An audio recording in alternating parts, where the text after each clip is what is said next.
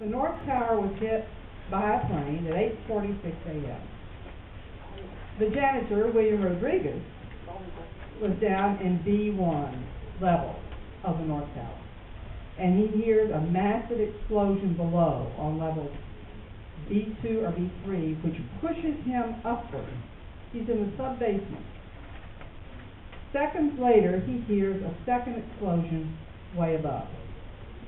And there are, I'm sure, many witnesses, but these are two of the most prominent ones that are, their accounts are in these major media citations. A second man, Mike Perferaro, an engineer, is in a second sub-basement room when white smoke enters where he's working. And he thinks there's a bomb, like the first time, referring to the 1993 bomb. He goes up to level C, and he sees nothing there but rubble. He goes to the B-level parking area and sees extensive wreckage, including a 300-pound steel and concrete fire door lying on the floor, crumpled like a piece of aluminum foil. He continues up to the lobby and sees massive damage. Cut and bleeding people evacuate from the basement area. Now, the National Institute of Sciences and Technology, NIST, who's one of the authorities for the official story, says, well, all this damage was due to a fireball that came from the plane hitting on the 90th floor, and the fireball came down the elevator shaft, the lift shaft, which is I guess it's the shaft that goes all up and down, and that's what caused all this damage. It wasn't a bomb. So, but if you look at the seismic records, they show a crash or an explosion the size of a 2-point earthquake. It's a really massive explosion that occurs at 8:46 and 26 seconds. Now, NIST says the Flight 11 hit the North Tower at 8:46 and 30 seconds, 4 seconds later, which would correspond with what Rodriguez said he heard. The 9/11 Commission report has it even later, 40 seconds. So by scientific evidence, the seismograph, it has it, or first, it has the explosion going first. Now, there are some other timing things interesting here, and I don't want to go over all of them, but they hear, as Rodriguez is leading firefighters up the stairs a few minutes later, he hears dragging going on a floor, the 34th floor, which is supposed to be empty. So and it's been locked, it's been off limits for weeks. So something's going on the 34th floor of the North Tower. And then, after 10 minutes, the jet fuel burns up. By 8:57 a.m., the jet fuel from Flight 11 has mostly burned up. There are fires that started, and the people above that can't get out, and they all were killed. But many people below were evacuated, and anyway, the jet fuel itself, the secondary fires were still burning. There are actually pictures, you all have seen pictures of people standing there in the bombed out, or the open area, and it's not so hot they can't stand there hoping for a rescue from the North Tower.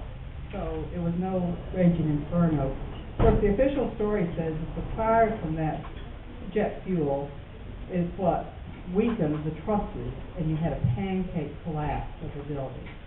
But as Matt will go, we don't. It's just the physics of that and the timing of that make it not so. Then at 9:03, the second plane hit South Tower. Seismic records again show a crash or explosion just seconds before 9:03. It's actually 9:02, 54 seconds.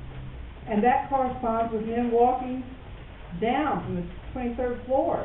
They're knocked back by a large explosion at the 8th floor. So once again, actually there you had the plane hitting first, and then you had the explosion. But you had carefully correlated plane crashes and then explosions. And then I just want to point out a few other things. That the jet fuel in South Tower burned up in 10 minutes. By 9:13, except for the secondary fires, that jet fuel fire was out. And witnesses said they saw fires, but they were quietly licking up. two witnesses said they were quietly lifting up on the floor when they were evacuating 77th and 78th floors. By 9:20, Fire Chief Ray Downey said he was worried about explosive devices placed in the towers. He was killed shortly after that. Well, this traces it all, and I don't want to spend much more time on that. I just want to say that just the timing alone tells you a lot about what happened and what did not happen. And before I turn it over to Matt here, I want to point out that at 5:20 in the afternoon, most of us probably know this, same day as the towers, a third skyscraper came down. World Trade Center 7, a 47-story steel frame building, a block away from the towers.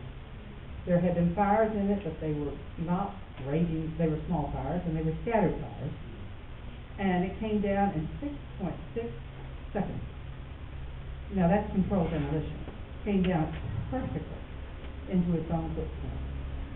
And there were many indications that it was going to be, the owner, leaseor, Ken Silverstein, said on a PBS special that they made the decision to pull it. That's a term of art, a description of what they do when they bring down a building. They pull it. And that meant, of course, that it was set with explosives beforehand. Somebody had to set those explosives.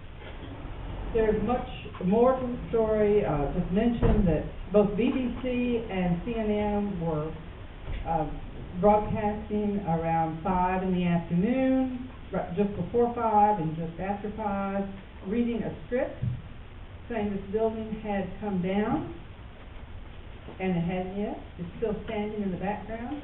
You could, the reporters in front of a plate glass window saying this building had come down, reading the script, and the building standing there, and then later in the broadcast you can see the building coming down in 6.6 seconds.